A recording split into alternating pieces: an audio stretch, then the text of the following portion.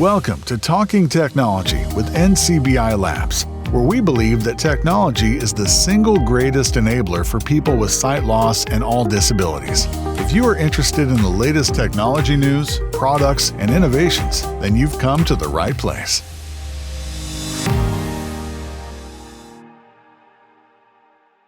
Hello everybody, you're very welcome along to the NCBI Talking Technology, episode 16, and today we have got a great show lined up for you. First of all, we explore the rise in the popular free open source screen reader Nvda from NV Access, and from its beginning in 2006, Nvda is now used in over 120 countries, has been translated into more than 50 languages, and telling us all about the original inspiration behind Nvda and latest updates, we are going to be welcoming back Quentin Christianson, Training and Support Manager with NV Access, in a short while. And also today, our conversation goes out of this world as we find out about recent developments in accessible astronomy for people with sight loss. Researchers Christopher Harrison from Newcastle University in the UK and Noel Storr from Groningen University join us on the show to tell us all about the pioneering work they are doing in this field. So for today's panel, we've got our regular panelists, JP Corcoran and Joe Lonergan, myself, Daniel Dunn, who's speaking with you at the moment, and we also welcome a new panelist, David Redmond. You might have heard David on our show before, so we're very delighted to welcome David onto our panel. And as mentioned earlier, our guests will be coming along shortly to speak. And if you want to get in touch with today's show, please do drop us an email to labs@ncbi.ie. That's labs@ncbi.ie, or alternatively, we have the questions and answers panel open here on the Microsoft Teams if you are listening in live, where you can drop in any questions or comments that you want to send to our panelists or our guests today. So first up, I'm going to welcome you to Jake Noel Storr, and we're going to welcome Christopher Harrison for the developments in accessible astronomy. And it's quite an interesting topic, accessible astronomy. So I'm going to maybe start off with some questions for Jake, if you want to unmute there, Jake. Yeah. Here I am. Great. It's great. This is the nervous moment of the show when we wonder, can our guests unmute? Sometimes we do get technical issues, but great to hear your voice, and you're very welcome to the show. So in the Q&A paper on Nature Astronomy, what were the main findings that inform your own work, and what impact, I suppose, should this have on astronomy in the field? So I think our Q&A paper was based on a workshop organized in part by Chris, who will talk to you in a bit, and other people. And in that we had Q&A sessions with blind or visually impaired astronomers. And there we really, I think the highlight for me a lot was both in terms of what the needs are of blind and visually impaired astronomers, but also how we share that. But also, I think underlying that, the fact that when people are looking at images from the universe, almost all of them are also not actually what people see. So things like we launched the James Webb Space Telescope into space. It makes pictures of the universe, which then we interpret, but the way that we present those as images could equally be as well with sound. And I know that some of the early release images from there have already been turned into sonifications, and you can find them in places like Astronomy Picture of the Day. Yes. In terms of listening to that. And also we used telescopes that collect photons in everything from the X-ray region of the spectrum to the radio region of the spectrum. And when we put that down as an image or put it in a paper, it's not what people see. So why not should we also interpret that in different ways, present that in different ways? So I think that's the importance there. And I think the importance for astronomy and astronomers is also using that in both ways, not only to make it more accessible, but also to explain to people how that difference is in place, that you don't see these when people are looking at these images. It's not what you can actually see with your eyes if you are a sighted person. So why not convert it into other mediums of communicating that information also? So I think that's very important for us, both inside astronomy and also externally. Excellent. So it kind of gives us different methods of interpreting the same data. Yeah. Brilliant. And I suppose, how can sonifications and indeed tactile models, help everyone to learn or even appreciate astronomy? So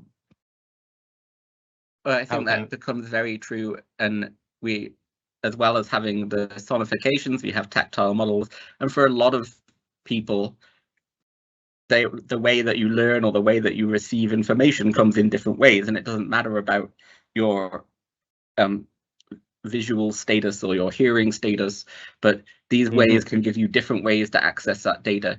We know from a project with tactile models that one of my master's students did that even sighted students can learn a lot from the tactile models, because it gives you that different view and a different appreciation of if we make a plot on a computer screen of a 3-dimensional graph, you're actually looking at it in 2 dimensions. So if you plot that as a tactile model, you're actually making it what you're actually talking about. So I think there you're expanding those horizons. And then with sound, you can pick out a lot of different things with sound. Even for sighted people, seeing what you can hear is also giving you that extra dimension in terms of what you could add to the image, what you could find out from those data that you might not have noticed if it was just presented to you on a screen again. So it broadens it for everybody in terms of those different ways of learning. Absolutely. And Christopher, maybe if I could bring you in here. And so with Jake, you worked collectively on this together? Yeah, hi. So thanks for having me. It's been great to be here. So yeah, I've been working with various people across the world on these sort of activities. So one project that I'm working on is called Audio Universe, and we've been creating a range of resources like the ones that Jake's been describing that allow people to explore astronomy using different ways, particularly with sound. So one example is that we created a show called Audio Universe Tour of the Solar System, where all of the objects and concepts are represented with sound. And unlike most shows, we created the soundtrack first.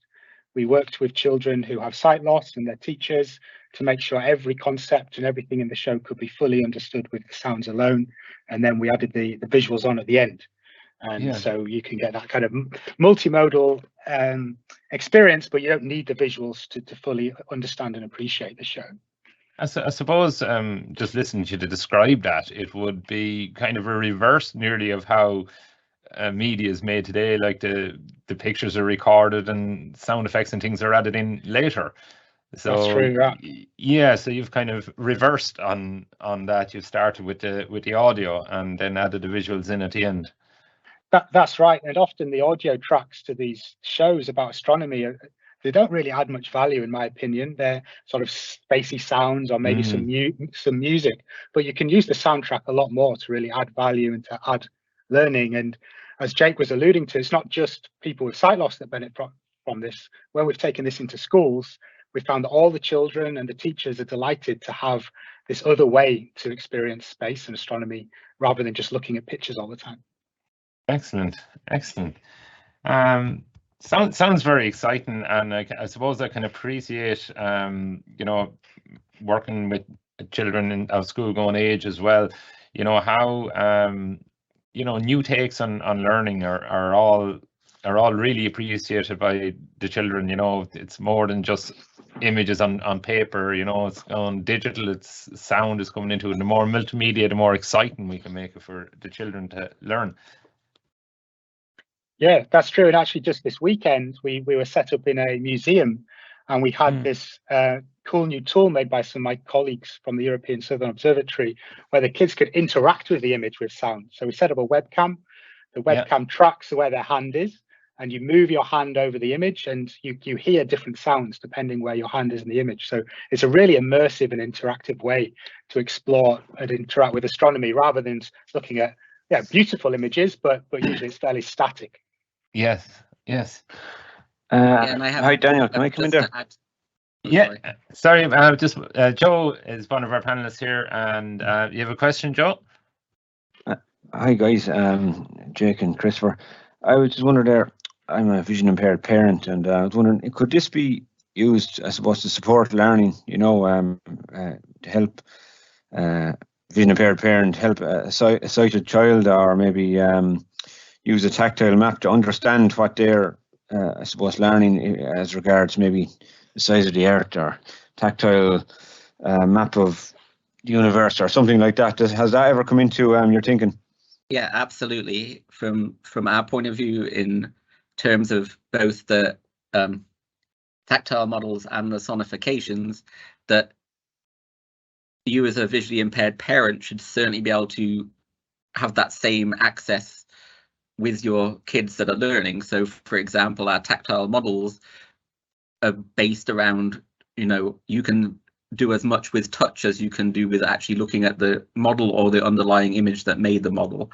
So there you should be able to learn that much. And I think sometimes, and also going on what Chris was saying, you can even get more out of it from the sound. Like, for example, if you're looking at the scale of the solar system, where you can have different sounds for the different planets as you move out through the solar system, and you have gaps in between, this I think becomes much more emphasized when the sound is connected to it, because the quietness between these big gaps between the planets is much more apparent in the audio than it is in the visual, because in the visual pictures you tend to see the next planet and the next planet and the next planet, and so you only get that impression of scale much more easily when it's converted into the sound. So I think it totally helps those back and forth both ways, and helps people communicate and interpret those things in different ways and together, because you can have that shared experience of what that is.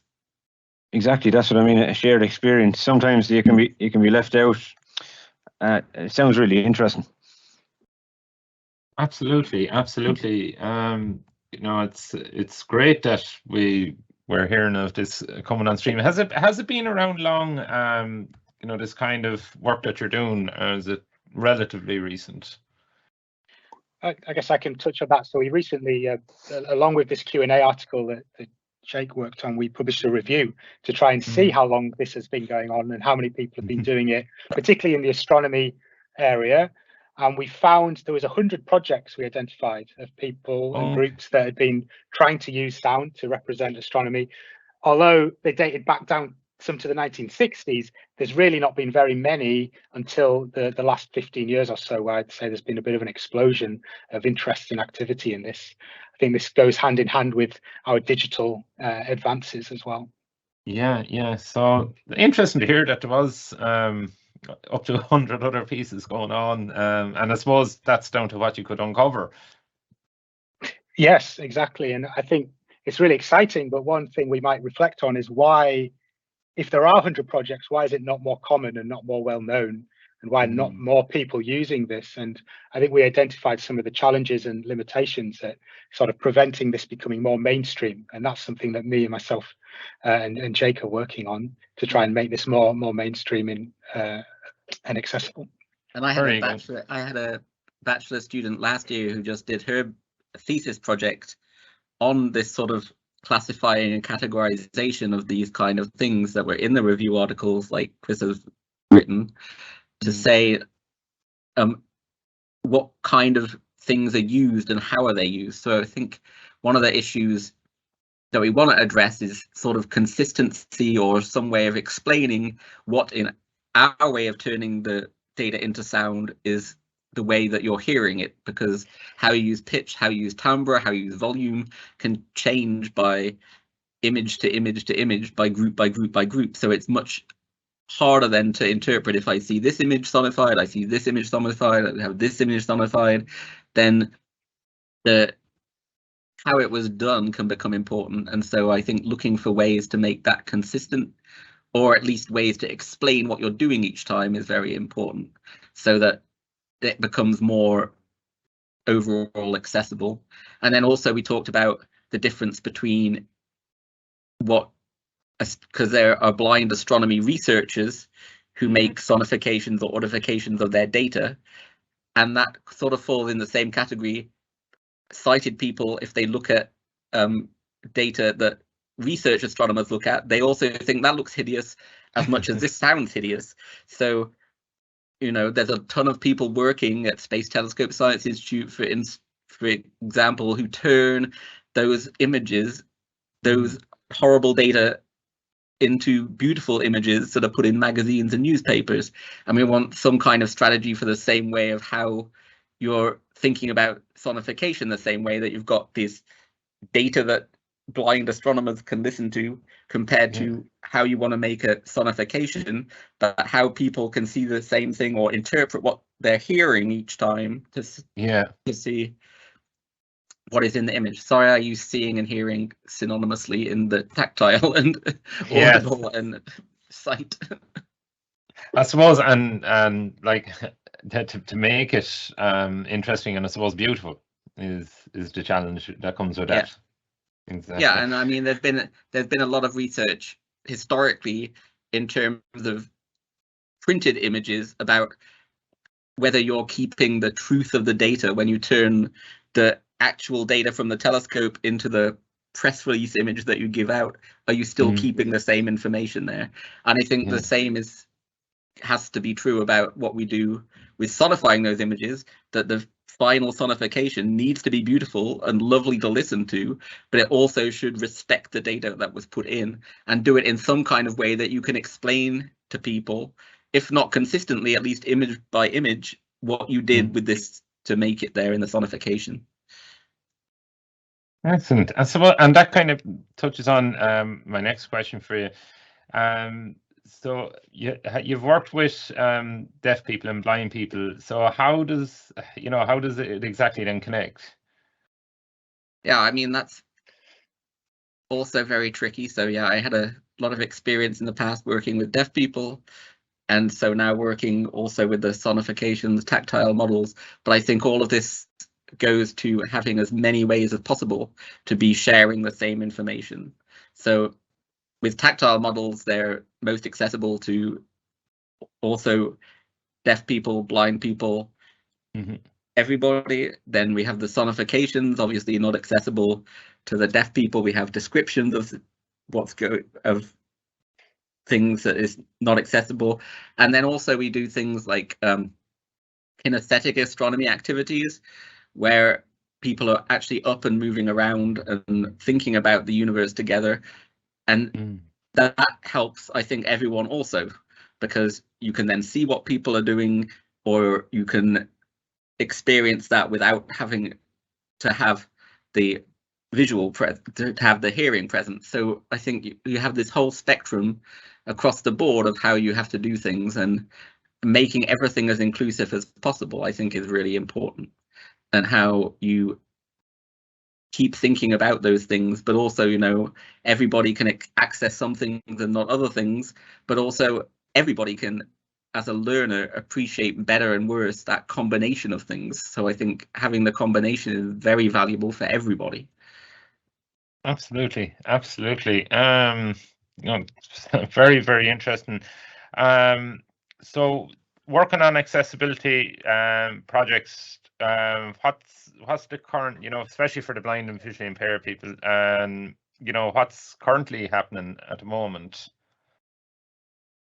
Yes, so I think there's a very active community, and in just a couple of months in December, we're going to be holding a workshop in Leiden, where we're bringing together around 50 researchers in astronomy, sound perception, education, to talk about all of these ongoing projects and really think about what we can do to not just sort of work on our own in isolation, to make our own little tools, our own little things, but really to roll this out more widely and make it something that all schools can access for the children, all universities could access for research or for their students, and really take it to the next level. So there's many projects ongoing, but I think we need to work now to really ramp this up and roll it out. And that's what we hope to achieve, partly in this workshop that myself and Jake will be attending in December. Lovely. Can you tell us a little bit about maybe 3D printing, or have you know, can people use 3D printers then from any of the projects you're on to print out relevant stuff? Yeah, I mean, I do a lot of 3D printing type stuff and have for a while. There's an International Astronomical Union project called Inspiring Stars, and that has various 3D models that are attached to it. It's a traveling exhibit that moves around and supposedly gains things as it goes. And I even had the King of Netherlands came and held my tactile models during an event we had. So we're trying to make that as widespread as possible. But also I do have many students that are working on that 3D printing, and we have students who are now trying to make 3D print models that have different wavelengths also interpreted by different textures or something in the 3D print. So they're investigating how to do these multi-wavelengths, like a radio galaxy with the radio emission shown in one kind of texturing and the optical galaxy shown in another. So we're trying to expand on that all the time about how that works and how that goes. Excellent. Daniel, can I come in there?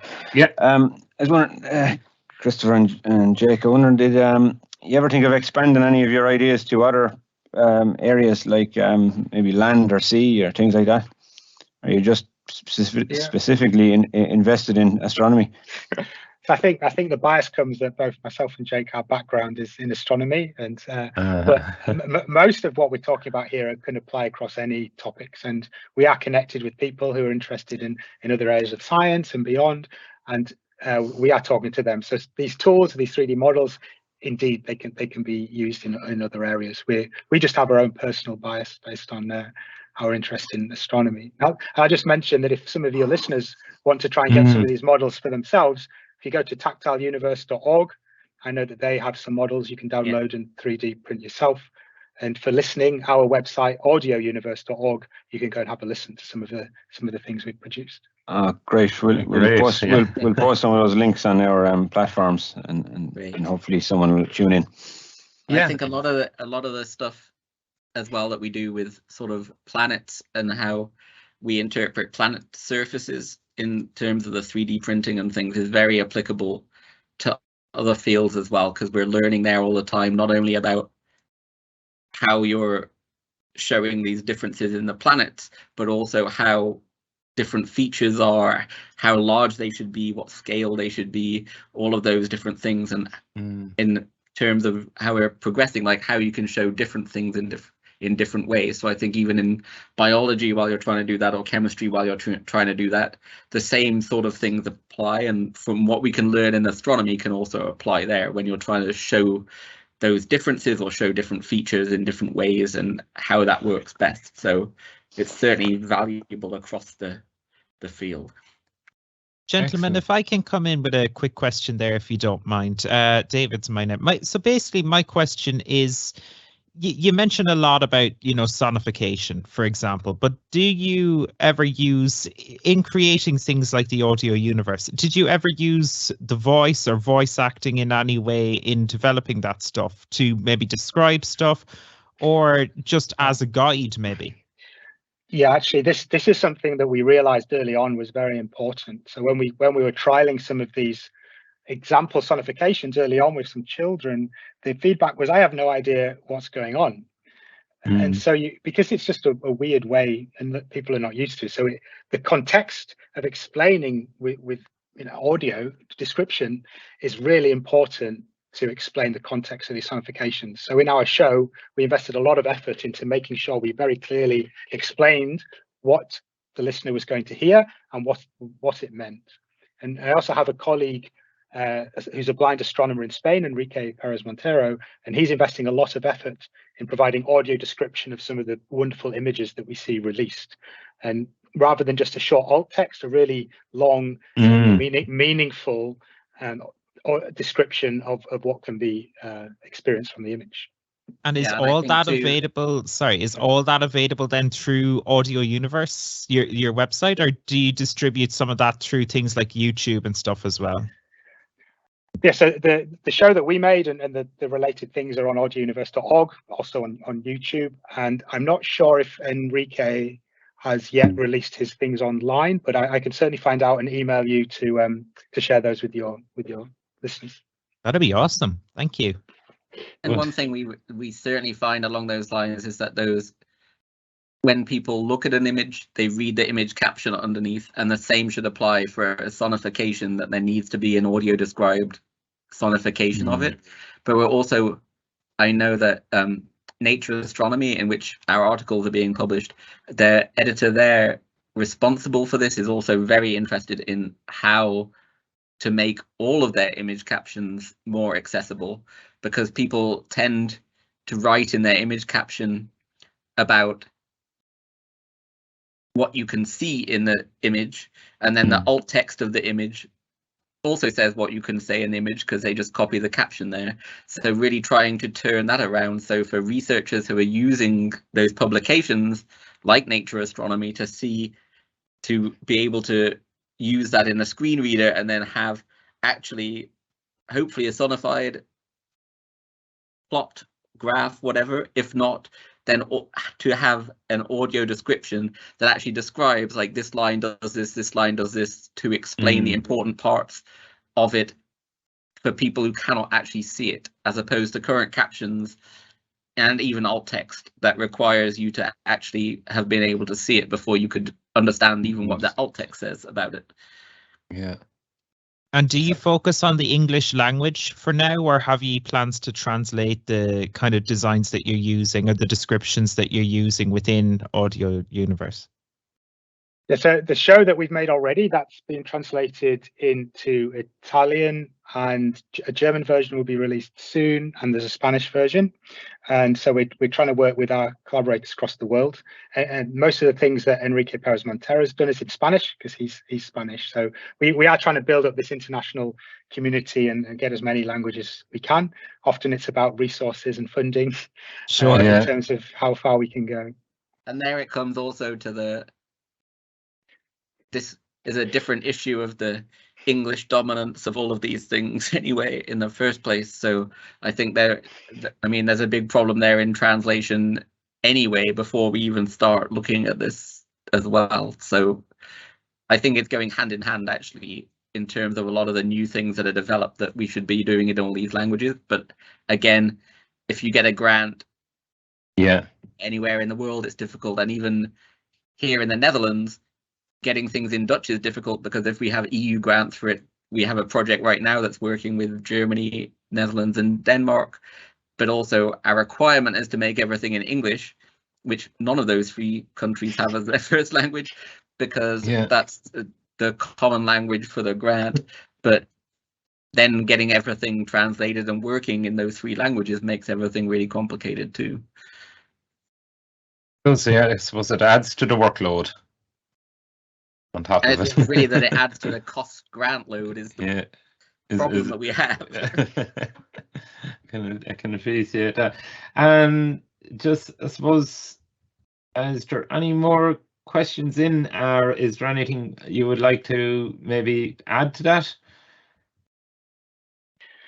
I think I just finished by saying how much I've appreciated how what we're doing, and I personally started with the accessibility motivation in terms of making astronomy more accessible to everybody. That's very important to me.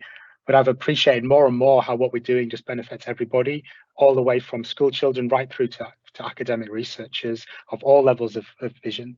And that's something that's really important to me. And that's a message I'm trying to sell to my sighted colleagues, that they should take this seriously, because they'll see the benefits for everybody. Yes, that's a very poignant message to send out. I totally agree with that. And as I'm on these accessibility, inclusion, equity committees in Europe and around the world, I think that's totally the message that we try to portray all the time, is that it's not about making astronomy particularly accessible for certain groups, but making astronomy for all, and it does benefit all when we do these things. And so it shouldn't be seen as we're doing this for blind and visually impaired people. It should be we're doing this for everybody, and it absolutely benefits blind and visually impaired people and does give them accessibility and inclusion, but also on the whole it makes this global pattern. And I think taking down those barriers is really important, and that everybody can benefit is really important. I think so. It's very well said. So guys, listen, it's been absolutely wonderful speaking with you today. Being out of this world, so to speak, pardon the pun. It's very interesting to hear about new developments and things like that happening, especially on the accessibility front, and more power to you guys going forward, and hopefully we'll bring you back on again sometime in the near future, and we'll do a little catch up and see how things are progressing in the intermediate time. That'd be great. It'll be a pleasure. Thank you very much for having us. So thank you very much, Christopher, and thank you very much, Jay. So that's part one of our show for today. In the second part of our show today, we are going to be talking to Nvda. We have Quentin Christianson, who's the Training and Support Manager with NV Access, talking to us about the rise in popularity of the Nvda screen reader. And for this interview, my colleague David Redmond is going to speak with Quentin. So over to you, David. Thanks a million. Quentin, how are things, first of all? Hello, everybody. Thank you, David. Thank you, everybody. Can you hear me okay? We can hear you loud and clear. Loud and clear. Oh, lovely. It must be said, So you're in Australia, are you? I am in Australia. So I was looking forward to some good tips I could use with astronomy, because it's nice and dark out there. It's 1 a.m. So I was going to say it's very late. It is a bit late, yes. Yes, it is. It is. But no, it's good to be here.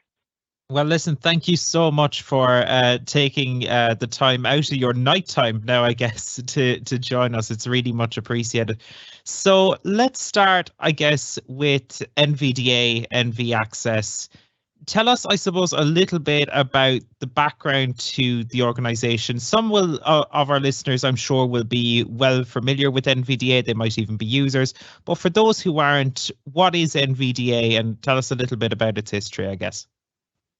Yeah, sure. So Michael Curran started in 2006 to essentially, at the time, just see how far he could get with developing a screen reader. It wasn't something that was well documented how to do at the time. So it was initially partly an experiment, partly it was also because of the prohibitive cost of traditional screen readers. He wanted to try and make something that was free and open source. And so I guess that is something that has influenced the whole organization from the beginning, because after Mick and Jamie got together on the project, 2006, in 2007 they formed NV Access. So as a charity, a registered charity, and a not-for-profit here in Australia, with the express intention of forming something that would then ensure the longevity of the project, rather than just making it a for-profit, here is a product, you as an end user pay for it. So it's quite a different model in that respect. And that actually also goes to the question that we often get asked, well, how do you make it free? And what are the chances of you being bought out and the product axed? So we make it free we work with companies like Microsoft, Google, Mozilla, Amazon, Adobe, and we give them our expertise and help them to ensure their products are as accessible as possible, and they help keep us funded. And we also sell training material, telephone support, and as a charity, we take donations. So that's, I guess, in large part the difference with us. The similar things that probably the majority of your listeners will be familiar with as a screen reader, Nvda works only on PC, and it is a screen reader that works in broad sense, like many others, like VoiceOver on the Mac, like JAWS, like Window Eyes, like TalkBack. So it will read everything that's going on the computer for you as you navigate around normally, do things normally, read email, read the web, type documents. You can also give it commands, obviously, to do specific things. And yeah, we've been going for over 15 years now, so quite exciting. And how big is NV Access as an organization now? Like, I'm sure, certainly very humble beginnings, but the organization now, is it beginning to grow? It is beginning to grow, and we now have, we still have enough staff to count on one hand. There's 5 of us. Okay, now. Still very small, but you're making big impacts with that, though. Still quite small, yes. Yeah, we are, and part of the reason for that, and actually, if you look at the the what's new for our latest release that just came out last week, the main point that we made there was a lot of that was contributed by the community. So one of the great things, even though we only have a few of us on staff, we have a really big community behind us who help contribute code, bug fixes, bugs themselves, all of that sort of things that go to making the product what it is. So yeah. It's crazy to think, right? Because you guys have 5 staff, but I'm looking at stats here. In the most recent WebAIM screen reader survey, you have 41.6% of the market. That makes you the biggest screen reader in Europe now, even bigger than JAWS. That's a massive achievement with just 5 people on staff. Do you see that growing and continuing in that direction as you go? Absolutely, and yeah, it's definitely a huge achievement that we're really proud of, and obviously something that presents challenges and opportunities moving forward. And yes, that may well mean that we need to grow a little bit more. Certainly, it's I think come about for a number of reasons. I think partly, obviously, the free aspect of it, and perhaps also, I think, greater computer literacy, internet literacy around the world. One of the big reasons that we were formed as we are, and why it's so important to us to make sure that NVDA is free, is not just because for many people, yep, it's free, that's great, save a few bucks, a lot of bucks, yeah, a lot of bucks. or euros or pounds or any currency. But for some of us, that's what it is. We can save money and that's great. For a lot of people, though, they would never have had the ability to pay for a $1,000 screen reader in the first place. So I think we've always had a big population of users in countries like India who perhaps aren't as well represented in some of those surveys like WebAIM. So perhaps as the internet literacy and usage grows in some of those countries, that might also just mean that the users that are already there are being better represented. And yeah, we've definitely seen a lot of uptake in government and corporate use, with things like being open source. A lot of countries now mandate the use of open source and say, no, you need to use at least a certain percentage of that. So for those who don't know, what does it mean when you say that the product is open source? What does that actually mean in practice for those who don't understand open source, let's say? Yeah, absolutely. So what that means is essentially that the source code for NVDA or for any open source project is there on the web. You can download it, and if you've got the tools, you can compile it. You can build NVDA yourself. What that means for us is particularly that people can help contribute code to it, because all the code's there. You can read it. You can, if you know what you're reading, you can help contribute to it. You can pick up things that need fixing or could be improved, or how to add things. What it doesn't mean is probably also important to point out, because one of the early concerns people had with open source was, well, hang on, if anyone can download it and edit it, then how do I know what I'm getting is safe? And the reason, or the answer to that is basically, as long as you're downloading it from us, from nvaccess.org, then you know that what you are downloading has been compiled and checked, and largely, but obviously, as I said, not entirely written by us, but certainly everything has been checked by us. So we do stand by it and guarantee that certainly it's not dangerous. We don't guarantee it doesn't have any bugs. I don't think any software would claim that. Sure. And we have a GitHub page with a large list of bugs that will testify that it's not bug free. But we do what we can. We do our best, certainly, and it's definitely always improving. And in your, I suppose, day-to-day, you train people with the product, I'm sure, and you're constantly talking to users of the product. Do they compare you now, as you've grown, to the bigger screen readers like JAWS? Well, I suppose it's not a bigger screen reader anymore, but the kind of traditional screen readers. Do you get compared to the likes of JAWS on a regular basis by users of the product? And how do you feel about those comparisons? Oh, absolutely. Yeah, we do get compared to, well, primarily, yes, JAWS, all the time. And we're quite happy with being compared to that. I know sometimes we will get people who will say, oh, JAWS has this feature, therefore you need to do that. And I wouldn't automatically say that we'll jump and do that, because no, not necessarily. JAWS has some great features, that's true. And JAWS has some things that I think we have a slightly different philosophy. So JAWS probably includes a few more things that we might say, no, that can be an add-on. And that's fine either way. But the other thing is, sometimes people will say, oh, well, it's only free, so it's not like it's, a commercial program like JAWS. And I would vehemently disagree with that for the reasons that I gave before around the funding.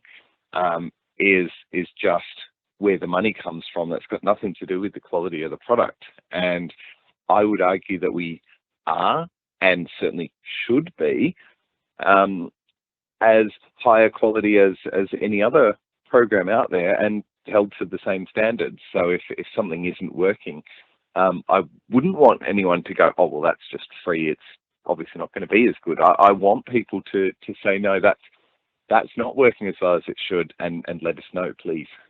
And we can't fix something we don't know about. So yeah, we definitely aspire to be, as good, if not better, than anything else out there. So I suppose, just to switch gears slightly for a minute, other than talking to us at well past 1 a.m. in the morning, what other kind of stuff would you do on a day-to-day? What does your job look like as part of the team behind NVDA at this point? Yep. So as the training and support manager, I'm probably less hands-on with the code itself than our developers. I actually do have a bit of a development background, so it, I think, really helps in that I can understand where they're coming from, and I can understand where users are coming from, and hopefully I can communicate to both groups. But my day-to-day, if you write to us, to our main address is info@nvaccess.org, you'll almost certainly get a reply from me. I do our social media. So if you engage with us on Twitter at NVAccess, or Facebook on the same handle, LinkedIn I'm getting better at, then you'll get me as well. I also write our training material. So you can purchase training material from us. The basic training for NVDA is our flagship module. It walks you through, despite the basic in the name, it walks you through everything from getting started through to quite advanced concepts, configuration profiles, object navigation, and so on. And so I write that and maintain it. At the moment, I'm working through the Microsoft Word module that we've written and just updating that for the latest changes in NVDA, the latest changes in Word, and so on. And also our certification program. So we have the NVDA Certified Expert program, which is an online exam that you can sit, and at the end it's free for anyone to sit, so anyone can go out there and sit it. If you choose to, if you pass, if you choose to, you can purchase the certification, which gets you a spiffy little certificate and listing on our page as a certified expert. So between all of those things and just the other general things that come up, yeah, I tend to stay pretty busy. Indeed. So I'll hand over to our other panelists in just a minute. But before we do you want to tell us, you mentioned that there was a recent NVDA update. Do you want to tell us maybe about some of the things that have been added to the product now and maybe some of the stuff coming down the road? Absolutely. So a couple of the things that we've had come in recently was in 2022.3, we've had a lot of improvements to the command prompt, PowerShell, Windows subsystem for Linux, terminal sort of things, which came largely as a project from the Google Summer of Code. So we try and engage with the wider community as well and give back a little there. And the Google Summer of Code is basically a program that Google put up where they try and link up and coming developers with companies working on open source projects, not just accessibility, but anything. And in 2019, we had a young, I can't remember where he's from. He's from America somewhere. Bill Dengler joined us, and he worked on a lot of that code for improving the command line and PowerShell and things like that. So that's something new in NVDA that's just come down the line now. We've got a few of those little things that perhaps aren't huge, but will make a bit of a difference day to day. So things like an option to scroll the braille display without interrupting speech. Previously, if you had a line that was too long for the display, you couldn't scroll it without it stopping talking, and now you can. Adobe Reader and Adobe Acrobat 64 no longer crashes, which is always good. That's PDFs always good, can be yeah. Tricky enough. PDFs can be tricky enough as it is. So yes, that is one of those fixes. And a couple of things with eSpeak as well. So I know that's one of those ones that a lot of users either really love or really hate. If you happen to use eSpeak at rate 100, we've made a slight change to fix something else that a couple of users have pointed out. So you might notice a slight difference there, but it will work pretty much the same. We've had a few security updates recently, so probably more updates this year than we normally would. We normally have about 4 main releases a year, but this year we've had a couple of security ones for, I would say, obscure, but potential security issues, and we do take those seriously. So Sure. We've put out patches to address those just in case. So we would encourage everyone to update to the latest version, which is 2022.3, but we actually have a beta already of 2022.4, which came out today. So that is in the pipeline. And what does that include, may I ask? Just obviously, we'll just run through the basics of that because it's not fully out yet. It's not out of beta yet. But is there anything exciting in 2022.4? There's an exciting one for me in 2022.4. I've basically commandeered an entire section of the user guide and made a quick start guide, which is similar to what you might picture from that. Basically, it's a getting started guide to NVDA. So we've got the user guide, which comes with the program, which has traditionally been more of a, I know what object navigation is, but I can't remember the command to move to the next object. And that would show you. But object navigation has always been a really good one that you're best to learn from something like the training material. But the Quick Start Guide will walk you more through that basic stuff. How do I start NVDA? How do I get it to start talking? How do I get it to stop talking? And things like that.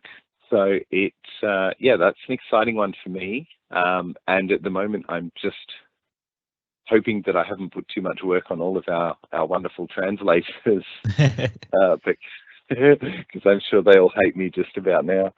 But it will be something that I think a lot of users will appreciate, and particularly new users coming to NVDA.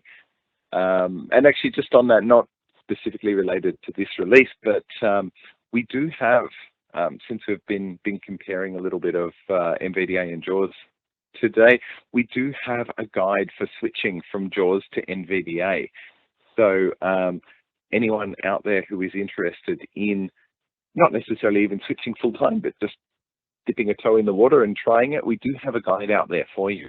So yes, that is there. But a couple of other things that are coming up. There's a few new commands that we've included. We have also updated eSpeak and LibLouis that controls the Braille. And there's lots of new Braille tables and languages in there. And for those who perhaps don't use Braille but has a little bit of sight, NVDA is now more DPI aware with multiple monitors, so it'll improve things like visual highlight and mouse echo and touch and things like that. So that's all coming in 2022.4. Fantastic. That's awesome. So I suppose before we go any further, what I'll do is I'll just ask any of the rest of our panelists if they have any questions. And yeah, have we anything coming in from people at home maybe? Hello, David. While we're waiting there for some of the guys to come in with questions, I was just wondering, could ask Quentin there, the OCR, can NVDA do OCR documents? Can it recognize documents, or how is that done? Yep, good question. So NVDA does use an OCR function that actually comes with Windows, and we can OCR basically anything that's on the screen or anything that you can pull up on the computer. So that works well. You can't OCR directly from a hard copy document with a scanner. Right. Through that OCR, although most if you've got a hard copy scanner, you'll almost certainly have some kind of software with it to pull that document in. And I appreciate that they do vary in their accessibility, shall we say. So yeah, we are looking, actually, I have got a project this year or next year to look at OCR and how we can improve that. Yeah, brilliant. I was more thinking like if you get, sometimes you get those scanned PDFs sent to you via email. They can be OCR though, as far as I know, with NVDA. Is that correct? That's right. You can OCR those with NVDA. So you just open it, and NVDA-R is the command, and it will say recognizing, done, and then you can just read it with the normal commands. Brilliant. Sounds easy. Great. Thanks, Quentin. You're welcome. JP here. I have just a question in relation to NVDA use in employment. So just one of the things I've come to notice over the last few years is that there's more and more people who are registered with the NCBI and in employment who are now moving over towards using NVDA, and that's sometimes to give them the opportunity to avail of funding for commercial screen reader. So just wondering, do you feel that we are, moving now toward this perception that NVDA is actually a very suitable screen reader for someone who wants it installed in their work PC? Absolutely, and we have had an increasing number of queries from either people using it for work or companies looking to roll it out to their staff, either for, well, actually companies looking to roll it out to their staff either for employees who are end users or for testing as well. But either way, it's still free to use for anybody, even in a commercial environment, and we have a page on the website for corporate and government users which answers a lot of the questions that we do get in relation to things like data collection and privacy and the license agreement and things like that the companies need. But yeah, in terms of use in employment, it's absolutely right up there. I think perhaps 5 or 7, probably 7 years ago when I started, there was a criticism that it was, particularly with, say, Excel and a lot of advanced office things, it was not the same level as JAWS, but certainly within a couple of years that had just about disappeared. And I'd say, yeah, for most things, it is quite comparable. I'm sure, having said that, somebody listening in is going, oh, but it doesn't do this as well. But there's probably also someone else going, but it does this better. Yeah, so, true, yeah. It certainly seems to have taken huge strides, Quentin, yeah. Yeah. Thank you. I have a quick question, Quentin. Windows 11 and Nvda has this changeover from Windows 10 to Windows 11, has that been fairly seamless, or did you come across many issues that had to be ironed back out to kind of get the next version ready for Windows 11? To be honest, most of the issues that we've encountered with Windows 11 are issues with Windows 11 itself rather than screen reader issues. But even then, they've fixed a lot of the things in the couple of updates since Windows 11 first came out. So NVDA worked with Windows 11 from day one, or from before day one when it was originally in the insider builds. Yeah. And yeah, we're definitely, if you look through the, what's new, then yeah, definitely there are some things in Windows 11, blah, blah, blah. But no, look for most, and it's probably a good question too, because a lot of users are asking, well, I'm using Windows 10, should I upgrade to Windows 11? Particularly for screen reader users, we would find that question coming in. Yeah, absolutely, and it's one where you're often not best to be a really early adopter and jump straight in, because you will hit a lot more bugs than some other users. But no, look, I've been using it, and I think 3 out of 5 of us are using it day to day, and it works quite well. Excellent. Good to hear. So I suppose if there are no other questions, Quentin, before we do let you go back to bed or to bed, what we'll ask is just for those who do want to download NVDA, how can they do so? Yeah, so you can download NVDA. You can also find out more information and look at the training material and all those other things that we've got from NVAccess.org. NVAccess.org. Quentin, thank you so much for joining us. Really, really much appreciated. And it's fascinating just how much you've built and the success that you've had with such a small team as well. So credit to all of you. Keep it up, and hopefully we'll chat again in a few months. Thank you so much. And thank you everyone for listening in, and thanks for having me. And I look forward to coming back. Fantastic. Thanks, Quentin. It's back over to you, Daniel. Thanks very much, David. That was a most interesting discussion with Quentin there on the rise of popularity of NVDA. You made a good point there. It's the most popular across Europe now, David, yours? You come out with an interesting Yeah, statistic. it's 41.6% in Europe versus 40.2% for JAWS, which is a small gap, but it's still a gap, and who knows if that will keep going in that direction. Wow, that is very interesting. I would not have thought that. Okay, so thank you very much, guys, for all of that.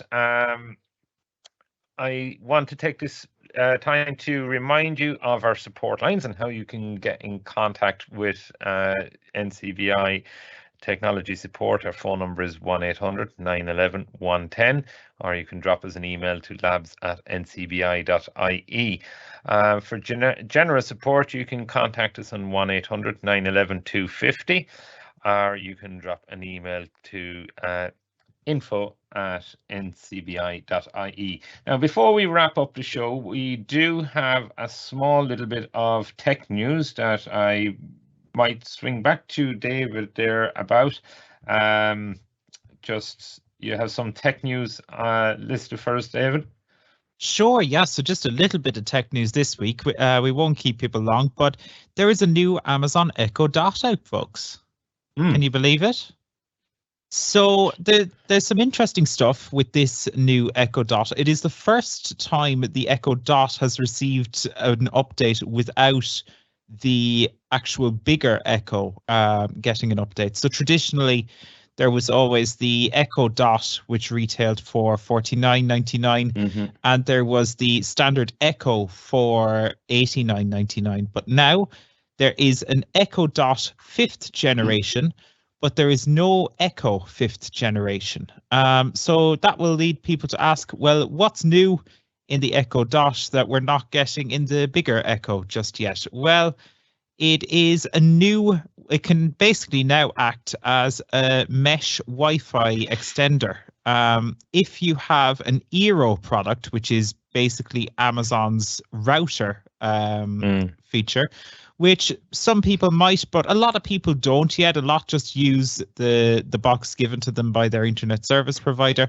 But if you've gone down the road of getting an Eero device, then the new Amazon Echo will enable you to use it as a mesh extender. And for those of you who don't, this will obviously mean that there will be a reduction in cost perhaps on the new on the older Echo Dot 4th generation. So those cheap smart speakers, they're getting even cheaper. So David, good for those who are working out in the shed. They want to extend their broadband. Absolutely. Extend the Wi-Fi.